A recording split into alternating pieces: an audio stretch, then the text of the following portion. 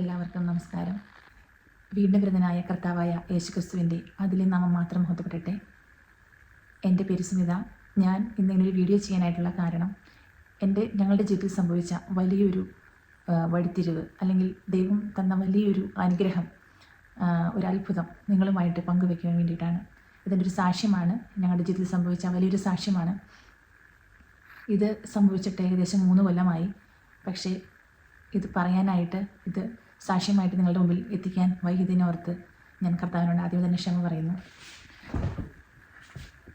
പുറപ്പാട് പുസ്തകം 13-ാം അധ്യായം 21 പറയുന്നത് പോലെ, അവർ പകലും രാവും യാത്ര ചെയ്യുവാൻ തക്കവണ്ണം അവർക്ക് വഴി കാണിക്കേണ്ടതിന് പകൽ മേഘസ്തംഭത്തിലും അവർക്ക് വെളിച്ചം കൊടുക്കേണ്ടതിന് രാത്രി അഗ്നിസ്തംഭത്തിലും യഹോവ അവർക്ക് മുമ്പായി പോയിക്കൊണ്ടിരുന്നു. ഞങ്ങളുടെ ജീവിതത്തിൽ സംഭവിച്ചതും ഇത് തന്നെയാണ്. ഏകദേശം 3 വർഷങ്ങൾക്ക് മുമ്പ് ഞങ്ങൾ ഷാർജയിലായിരുന്നു. UAE ഷാർജ എന്ന് പറയുന്ന ഒരു സ്ഥലത്തായിരുന്നു ഞങ്ങൾ താമസിച്ചിരുന്നത്. എൻ്റെ ഹസ്ബൻഡ് ജിൻഡോ. ഞങ്ങൾക്ക് 2 ആൺമക്കളാണ്. മൂത്തയാൾ ഏബൽ, രണ്ടാമത്തെ ആൾ ഇമാനുവേൽ. മൂത്തയാൾക്ക് ഇപ്പോൾ 14 വയസ്സും രണ്ടാമത്തെ ആൾക്ക് 10 വയസ്സുണ്ട്.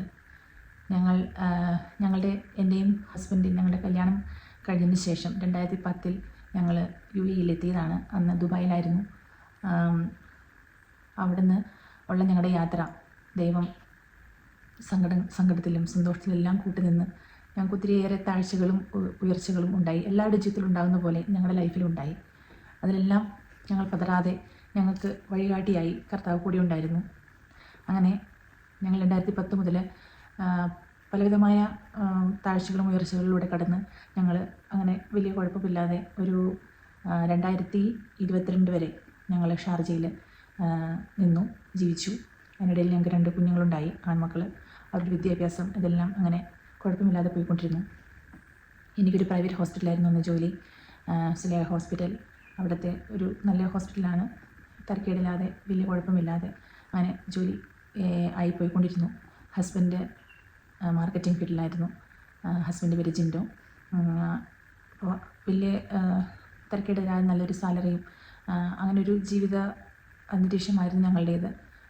അങ്ങനെ പോയിക്കൊണ്ടിരുന്നു. ഏകദേശം ഹസ്ബൻഡ് 2-3 കമ്പനികൾ മാറേണ്ടി വന്നു. എന്നാൽ തന്നെയും അത് വലിയ വലിയ താഴ്ചകളിൽ ഞങ്ങൾ താഴ്ന്നു പോയെങ്കിലും അവിടെ എല്ലാം കർത്താവിന് കരം ഞങ്ങളെ പിടിച്ചു കയറ്റി ഞങ്ങൾ വീണ്ടും ജീവിതത്തിലേക്ക് കയറി മക്കളുമായിട്ട് അങ്ങനെ ജീവിച്ചു.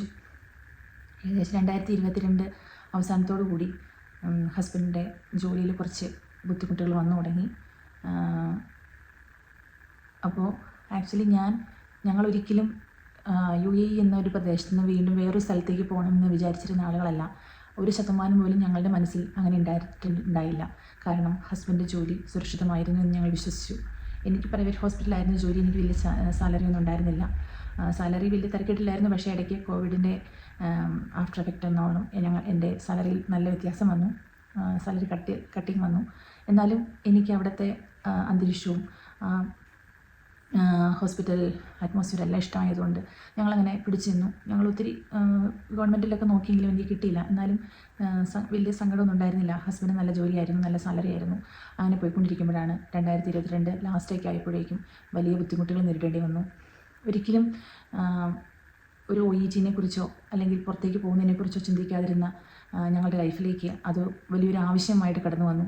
OET എന്നല്ല, ഞങ്ങൾക്ക് ഷാർജയിൽ നിന്ന് മാറേണ്ടതായിട്ട് വന്നു. ഞങ്ങൾക്ക് എങ്ങനെയെങ്കിലും അവിടെ നിന്ന് പോയേ പറ്റുള്ളൂ എന്നൊരു നിലയിൽ എത്തി ഞങ്ങളുടെ ലൈഫ്. ഞാനൊരു ദിവസം ഹോസ്പിറ്റലിൻ്റെ ഡ്യൂട്ടി കഴിഞ്ഞ് വരുമ്പോൾ, അന്ന് ഹോസ്പിറ്റലിൻ്റെ മോർണിംഗിൽ ഞങ്ങളുടെ സൂപ്പർവൈസേഴ്സായിട്ട് സംസാരിക്കുമ്പോൾ അവരിങ്ങനെ പറഞ്ഞു, സുമിത ഒരിക്കലും ഇവിടെ നിന്ന് പോയില്ലായിരിക്കും. അപ്പോൾ ഞാൻ പറഞ്ഞു, ഇല്ല ചേച്ചി, ഞങ്ങളെന്തായാലും ഇവിടെ നിന്ന് പോവില്ല. ഞാൻ എന്തായാലും ഇവിടെ തന്നെ ഉണ്ടാവും. ഇവിടെ വിട്ട് കഴിഞ്ഞാൽ പിന്നെ നാട്, അതേ ഉള്ളൂ. അങ്ങനെയൊക്കെ പറഞ്ഞ് സംസാരിച്ച് ഞാൻ ഉച്ച കഴിഞ്ഞ് ഡ്യൂട്ടി കഴിഞ്ഞ് വീട്ടിൽ വരുമ്പോൾ ഹസ്ബൻഡ് വളരെ തകർന്ന നിലയിൽ വീട്ടിൽ സോഫയിലിരിക്കുകയാണ്. അപ്പോൾ ചോദിച്ചപ്പോഴാണ് ആൾ കാര്യം പറഞ്ഞത്, വളരെ ബുദ്ധിമുട്ടാണ് മുന്നോട്ട് പോകാൻ. അപ്പോൾ അതിനിടയിലെല്ലാം ഞാൻ ഇവരുടെ കമ്പനിയിലെ MD ആയിട്ട് സംസാരം ഞാൻ കേട്ടിരുന്നു. അപ്പോഴൊക്കെ എനിക്ക് വിഷമം തോന്നി. പക്ഷേ ഒരിക്കലും ഈ ജോലി ഉപേക്ഷിച്ച് പോകണം എന്നുള്ളൊരു ഘട്ടം വരെ എത്തി എന്ന് എനിക്കറിയില്ലായിരുന്നു. പക്ഷേ ആ ഒരു നിമിഷം ഹസ്ബൻഡ് ഇങ്ങനെ തകർന്ന ആകെ വല്ലാതെ സോഫയിൽ ഇങ്ങനെ കിടക്കുന്ന ഒരു ഇത് കണ്ടപ്പോൾ, അതും അൺയൂഷ്വലായിട്ടൊരു ടൈമിലാണ് അവിടെ കണ്ടത്. കാരണം ഹസ്ബൻഡ് ജോലി കഴിഞ്ഞ് വരേണ്ട സമയമായിട്ടില്ല. അപ്പോൾ തന്നെ എനിക്ക് മനസ്സിലായി എന്തോ പന്തികേട്. പെട്ടെന്ന് ഞാൻ ചോദിച്ചു എന്ത് പറ്റി. അപ്പോൾ ഹസ്ബൻഡ് പറഞ്ഞു നമുക്ക് ഇവിടെ നിന്ന് പോകണം. ആ ഒരു ഒറ്റ വാക്ക് പറഞ്ഞപ്പോഴേക്കും ഞാൻ ശരിക്കും ഞെട്ടിപ്പോയി.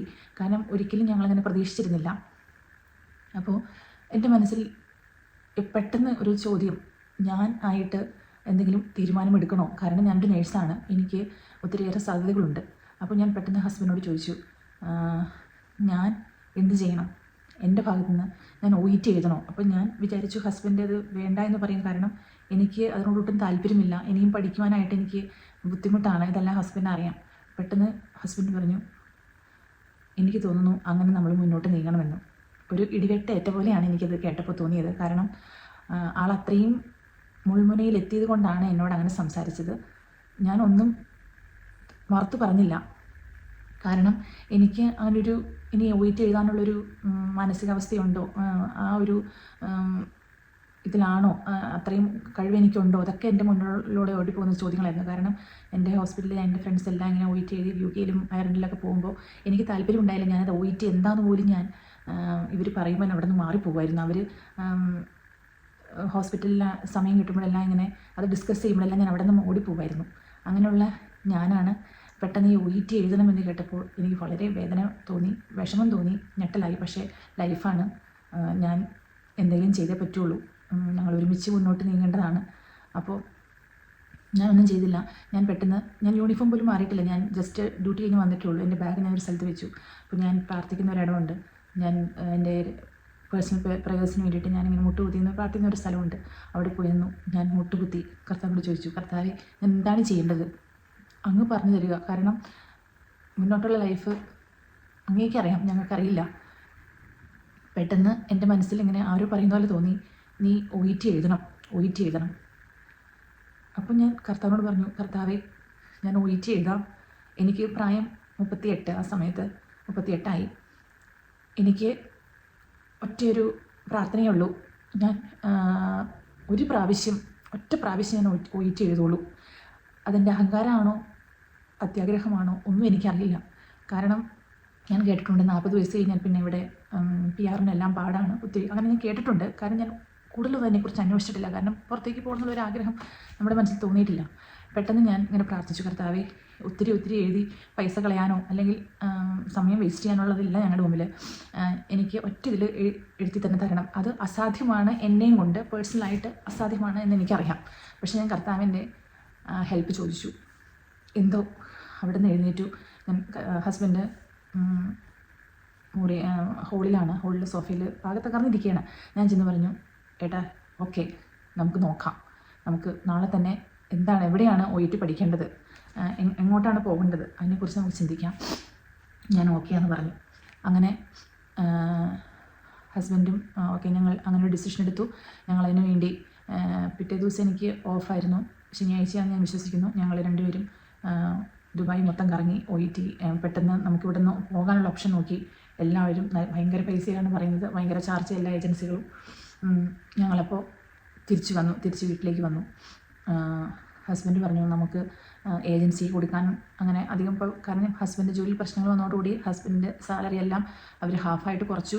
അപ്പോൾ ഞങ്ങൾ ജീവിച്ചിരുന്ന ആ സാഹചര്യത്തിൽ നല്ല ഞങ്ങൾക്ക് തട്ടിലേക്ക് ഇറങ്ങേണ്ടി വന്നു. അതിന് ജീവിക്കാൻ ഞങ്ങൾക്ക് അറിയാം, ഞങ്ങൾ ഒത്തിരിയേറെ പ്രയാസങ്ങളുടെ നടന്ന് വന്നവരാണ്. പക്ഷേ എന്നാൽ തന്നെയും അത് വല്ലാത്തൊരു ബുദ്ധിമുട്ടായിരുന്നു ഞങ്ങൾക്ക് ആ സമയത്ത്. മക്കൾ രണ്ടുപേരും പഠിക്കുന്നു, അക്കോമഡേഷൻ്റെ ചാർജ് കൊടുക്കണം, ഞങ്ങൾക്ക് വീട്ടിൽ ഞങ്ങളൊരു വീട് പണിതിട്ടുണ്ട് നാട്ടിൽ, അതിൻ്റെ ലോണ് അടയ്ക്കണം, അങ്ങനെ ഒത്തിരിയേറെ കാര്യങ്ങൾ മുന്നിലുണ്ട്. അപ്പോൾ അന്നേരമാണ് പെട്ടെന്ന് ഇങ്ങനൊരു ഡിസിഷൻ ഞങ്ങൾക്ക് എടുക്കേണ്ടി വന്നത്. അപ്പോൾ ഹസ്ബൻഡ് പറഞ്ഞു ഞാൻ നോക്കിക്കോളാം, CGFNS ഞാൻ നോക്കട്ടെ. ഹസ്ബൻഡ് IT കുറേയൊക്കെ അറിയാം. അപ്പം ആൾ പിന്നെ രാത്രി ഇരുന്ന് ഞാൻ നോക്കിക്കോളാം, അതെങ്ങനെയാണ് ചെയ്യേണ്ടത് ഞാൻ നോക്കാം, നീ OETയുടെ കാര്യങ്ങൾ നോക്കിക്കോ, ഏതെങ്കിലും ഒരു ട്യൂട്ടറിനെ കണ്ടുപിടിച്ച് അതിനെ ചെയ്ത് എന്നിട്ട് അതിൻ്റെ കാര്യങ്ങൾ നോക്കിക്കോ, ബാക്കി CGFNS അങ്ങനെയുള്ളതൊക്കെ വേണമല്ലോ പുറത്തേക്ക് പോകണമെങ്കിൽ. കാരണം UK അന്ന് ആ സമയത്ത് എൻ്റെ ഒരു ഫ്രണ്ട് UK യിലുണ്ട്, അവളെന്നെ വിളിച്ചിട്ട് പറഞ്ഞു, ചേച്ചി അങ്ങനെയാണെങ്കിൽ ഇങ്ങോട്ടേക്ക് വരണ്ട, ഇപ്പോൾ ഭയങ്കര പ്രശ്നങ്ങളാണ് ഇവിടെ, ക്രൈസിസാണ്, ഒത്തിരി ബുദ്ധിമുട്ടുകളുണ്ട്. അപ്പോൾ ചേച്ചി വേറെ ന്യൂസിലൻഡ്, ആ സമയത്ത് ന്യൂസിലൻഡായിരുന്നു എല്ലാവരും പോകാൻ ഇഷ്ടപ്പെടുന്നൊരു സ്ഥലവും, പിന്നെ അവിടെ OETക്ക് റീഡിങ്ങിന് സ്കോർ കുറച്ച് മതിയായിരുന്നു.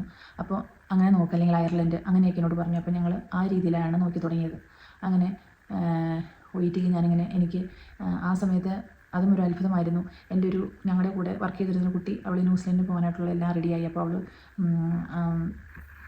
അപ്രതീക്ഷിതമായിട്ട് ഞങ്ങളുടെ ഹോസ്പിറ്റലിൽ ഞാൻ വർക്ക് ചെയ്യുന്നുണ്ട്, ഹോസ്പിറ്റലിൽ വരികയും എന്നോട് സംസാരിച്ചു, ചേച്ചി ഇങ്ങനെ ഒരു കുട്ടിയുണ്ട്, അവൾ നന്നായിട്ട് ക്ലാസ് എടുക്കും, പക്ഷേ റീഡിങ്ങും ലിസണിങ്ങും ഇല്ല, ബാക്കി രണ്ടും നന്നായിട്ട് ക്ലാസ് എടുത്ത് തരും, ചേച്ചിക്ക് ആഗ്രഹമുണ്ടെങ്കിൽ അതിന് ജോയിൻ ചെയ്യാം, നാട്ടിലുള്ളൊരു കുട്ടിയാണ്, ഓൺലൈനായിട്ട് നമ്മൾ പഠിപ്പിക്കും.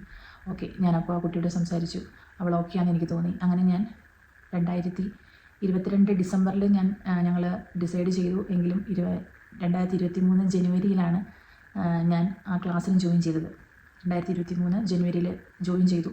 ജോയിൻ ചെയ്തതിന് ശേഷം ഹസ്ബൻഡിന് ഒത്തിരിയേറെ പ്രശ്നങ്ങളോട് ഞങ്ങൾക്ക് കടന്നു പോകേണ്ടി വന്നു. കാരണം ആ സമയത്ത് ഹസ്ബൻഡ് ജോലിയിൽ വന്ന പ്രശ്നങ്ങൾ, അപ്പോൾ അതുകൊണ്ട് ആ ഒരു പ്രശ്നത്തിൻ്റെ പരിഹാരത്തിന് വേണ്ടിയിട്ട് വിയറ്റ്നാം എന്ന രാജ്യത്തിലേക്ക് ഹസ്ബൻഡ് കടന്നു പോകേണ്ടി വരികയും അവിടെ പെട്ടുപോകുന്നു വെച്ച് കഴിഞ്ഞാൽ ഒരു മാസക്കാലത്തോളം അവിടെ ആയിപ്പോയി. ഒരു ഫിനാൻഷ്യൽ പ്രോബ്ലം ആയിരുന്നു, അങ്ങനെ പോയി അവിടെ പോകേണ്ടി വന്നു.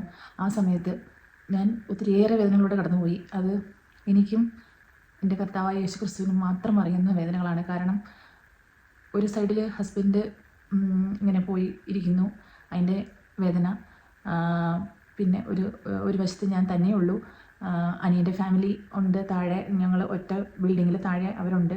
എന്നാൽ തന്നെ ആ സമയത്ത് 2 കുഞ്ഞു മക്കൾ. അപ്പോൾ ഞങ്ങൾക്ക് ഒരു ചേച്ചി സഹായത്തിനുണ്ട്. ആ ചേച്ചിക്ക് എന്നെ അധികം സഹായിക്കാൻ പറ്റാത്തൊരവസ്ഥ. ചേച്ചി ഒത്തിരി വേദന പറഞ്ഞു, പക്ഷേ എന്നാലും ഞാൻ പറഞ്ഞു സാരമില്ല, അവർക്കാണ് കൂടുതൽ ആവശ്യം വേണ്ടത്. കാരണം അനിയത്തി നൈറ്റൊക്കെ ചെയ്യുന്ന ജോലിയാണ്, എനിക്കൊന്നും നൈറ്റൊന്നുമില്ല. അപ്പോൾ ഞാൻ പറഞ്ഞു സാരമില്ല ചേച്ചി, ദൈവം എന്നെ നടത്തിക്കോളും. ചേച്ചിക്ക് ഒത്തിരി വിഷമായിരുന്നു, എന്നാൽ തന്നെയും ഞാൻ ആശ്വസിപ്പിച്ചു. സമയം കിട്ടുമ്പോഴൊക്കെ ചേച്ചി ഓടി ഒന്ന് ഹെൽപ്പ് ചെയ്യാനൊക്കെ ശ്രമിക്കാറുണ്ട്. എന്നാലും എനിക്ക് 5-6 ദിവസം ഡ്യൂട്ടി, ഒരു ദിവസം ഓഫ്.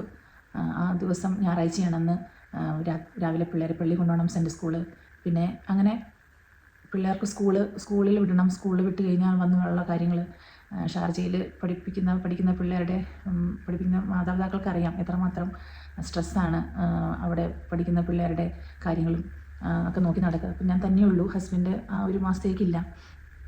അപ്പോൾ ആ സമയത്ത് ഞാൻ ഓൾറെഡി OETക്ക് ജോയിൻ ചെയ്തു. ജോലിക്ക് പോകണം, പിള്ളേരുടെ കാര്യം. രാത്രി വന്നു കഴിഞ്ഞാൽ 1 മണിക്കൂർ ക്ലാസ്സിനിരിക്കും, പക്ഷേ എനിക്ക് തോന്നുന്നു മിക്ക ദിവസങ്ങളിലും എനിക്ക് ക്ലാസ് അറ്റൻഡ് ചെയ്യാൻ പറ്റാറില്ല. പിന്നെ ഞാൻ പള്ളിയിൽ പോകുന്ന മുടക്കാറില്ല. ഞായറാഴ്ചകളിൽ പള്ളിയിൽ പോകും. എപ്പോഴൊക്കെ പള്ളിയിൽ കുർബാനയുണ്ടോ, എന്തെങ്കിലും ധ്യാനങ്ങളുണ്ടോ, ഞങ്ങൾക്ക് ബുധനാഴ്ചകളിൽ മധ്യസ്ഥ പ്രാർത്ഥനയുണ്ട്, അതിനെല്ലാം ഞാൻ പോകും. അപ്പോൾ ഈ എന്നെ പഠിപ്പിക്കുന്ന കുട്ടി നാട്ടിൽ നിന്നാണ്. അവൾ എന്നോട് പറയും, സ്മിത ഇങ്ങനെ പള്ളിയിൽ മാത്രം പോയി കാര്യമില്ല കേട്ടോ, ക്ലാസ്സിന് അറ്റൻഡ് ചെയ്യണം.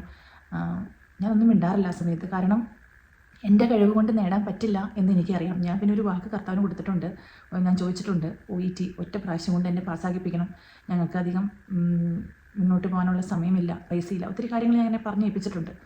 പിന്നെ അത് തന്നെയല്ല, എൻ്റെ ആരോഗ്യത്തിന് കുറേ പ്രശ്നങ്ങൾ വന്നു ആ സമയത്ത്. എൻ്റെ ടെൻഷൻ കൊണ്ടായിരിക്കും, സ്ട്രെസ് കൊണ്ടായിരിക്കും, ഇടയ്ക്ക് പിള്ളേരുടെ എക്സാം വന്നു, അതെല്ലാം എന്നെ ഒത്തിരിയേറെ ബുദ്ധിമുട്ടിലാക്കി. പിന്നീട് പിള്ളേർക്ക് 2 പേർക്കും പനി വന്നു. ഈ സമയത്തൊന്നും ഹസ്ബൻഡ് കൂടെയില്ല. ഒത്തിരിയേറെ വേദനിച്ചു. ഞാൻ ഒത്തിരിയേറെ രാത്രി കരയായിരുന്നു, കർത്താവിൻ്റെ മുന്നിൽ മാത്രം, ആരോടും വേദനകൾ പറഞ്ഞില്ല. അതെല്ലാം അടുക്കി പിടിച്ചുകൊണ്ടായിരിക്കും ഒരു ദിവസം എൻ്റെ ഒരു സൈഡ് മൊത്തം അങ്ങനെ മരവിച്ചു പോയി, രാത്രി പേടിച്ചു പോയി. എന്ത് ചെയ്യണമെന്നറിയില്ല. 2 മക്കളും കൊച്ചു പിള്ളേർ, അവർ എൻ്റെ അടുത്ത് കിടന്ന് ഉറങ്ങുകയാണ്. അവരോടൊന്നും വിളിക്കാൻ പോലും എനിക്കുള്ളൊരു ഇതിൽ ആരും എൻ്റെ കൂടെ ഇല്ല സഹായത്തിന്. പിറ്റേ ദിവസം ഡോക്ടർ കണ്ടപ്പോൾ MRI ചെയ്യണമെന്ന് പറഞ്ഞു. പാരലിസിസിൻ്റെ ചെറിയൊരു സൈനാണെന്നൊക്കെ അവർക്ക് സംശയം. പക്ഷേ അവിടെ എല്ലാം ദൈവനെ വഴി നടത്തി. ഞാനതൊന്നും ഹസ്ബൻഡിനോട് പോലും ഷെയർ ചെയ്തില്ല ആ സമയത്ത്. ആരോടും പറയാൻ പറ്റാത്തൊരു വേദനയായിരുന്നു. അങ്ങനെ മുന്നോട്ട് ഒത്തിരിയേറെ കഷ്ടതകൾ ഞാൻ കടന്നുപോയി. പിന്നെ ഹസ്ബൻഡ് തിരിച്ചു വന്നിട്ടാണെങ്കിലും ഒത്തിരിയേറെ ഡൗൺ ആയിരുന്നു, ജോലിയിലുള്ള പ്രശ്നങ്ങൾ അതൊക്കെ. അപ്പോൾ സത്യം പറഞ്ഞാൽ മക്കളുടെ കാര്യത്തിലൊന്നും അങ്ങനെ ശ്രദ്ധിക്കാനൊന്നും ഹസ്ബൻഡ് പറ്റുന്നുണ്ടായിരുന്നില്ല. അതിനിടയിലാണ് ഞാൻ ഈ OET പഠിക്കുന്നത്. OET അപ്പോൾ ഹസ്ബൻഡ് തിരിച്ചു വന്നു കഴിഞ്ഞപ്പോൾ ഞാൻ പറഞ്ഞു നമുക്ക് ഡേറ്റ് എടുക്കാം. അപ്പോൾ ഹസ്ബൻഡ് എന്നോട് ചോദിച്ചു നീ പ്രിപ്പയർഡ് ആണോ? ഞാൻ പറഞ്ഞു ഞാൻ അങ്ങനെ പ്രിപ്പയർഡൊന്നുമല്ല, ഇനി അങ്ങനെ പ്രിപ്പയർഡായിട്ട് എനിക്ക് എഴുതാൻ പറ്റുമെന്ന് എനിക്ക് തോന്നുന്നില്ല, കാരണം ഞാൻ കർത്താവിൽ ഏൽപ്പിച്ചിട്ടുണ്ട്. അപ്പോൾ അന്ന് നമ്മുടെ വലിയ നോമ്പ് തുടങ്ങുന്ന സമയമാണ്. അപ്പോൾ ഞാൻ ഹസ്ബൻഡിനോട് പറഞ്ഞു വലിയ നോമ്പ് കഴിഞ്ഞ് നമ്മുടെ ഈസ്റ്ററും കഴിഞ്ഞിട്ടുള്ള ഒരാഴ്ച, അപ്പോൾ ഞാൻ ഒരുങ്ങാം, ഞാൻ പ്രാർത്ഥനയോടുകൂടി ഒരുങ്ങാം, നോമ്പ് നോക്കാം. എല്ലാ വർഷവും നോക്കുന്നതാണ്, ഞാൻ ചെറുതിലെ മുതൽ നോമ്പ് നോക്കുന്നതാണ്, എൻ്റെ വലിയ അമ്മ പഠിപ്പിച്ചൊരു രീതിയാണ്. അപ്പോൾ അതിലൂടെ തന്നെ കടന്നു പോകാം. അത് കഴിഞ്ഞിട്ട് വരുന്ന ദിവസം ഒരാഴ്ച നല്ലൊരു ദിവസം നോക്കി നമുക്ക് ബുക്ക് ചെയ്തോളാൻ പറഞ്ഞു ഞാൻ. അങ്ങനെ ഹസ്ബൻഡ് തിരിച്ചു വന്നപ്പോൾ അങ്ങനെ ബുക്ക് ചെയ്തു. ഏപ്രിൽ 15 2023 ഏപ്രിൽ 15 ഡേറ്റ് ബുക്ക് ചെയ്തു. എനിക്ക് തോന്നുന്നു ഏപ്രിൽ 9 എന്ന് തോന്നുന്നു അന്നത്തെ ഈസ്റ്റർ. അങ്ങനെ ബുക്ക് ചെയ്തു. അപ്പോൾ ഈ എന്നെ പഠിപ്പിക്കുന്ന കുട്ടീനോട് പറഞ്ഞു, സുമിത ബുക്ക് ചെയ്തതെല്ലാം കൊള്ളാം, പക്ഷേ ക്ലാസ് അറ്റൻഡ് ചെയ്യണം, അറ്റൻഡ് ചെയ്യാതെ പോയിട്ട് കാര്യമില്ല. അന്നേരം ഞാനൊന്നും മിണ്ടിയില്ല. കാരണം എൻ്റെ മനസ്സിൽ എപ്പോഴും ഇതുണ്ടായിരുന്നു, എനിക്കൊരു ഉത്തരം കൊടുക്കാൻ സാധിക്കും എൻ്റെ റിസൾട്ട് വരുമ്പോൾ എന്ന്.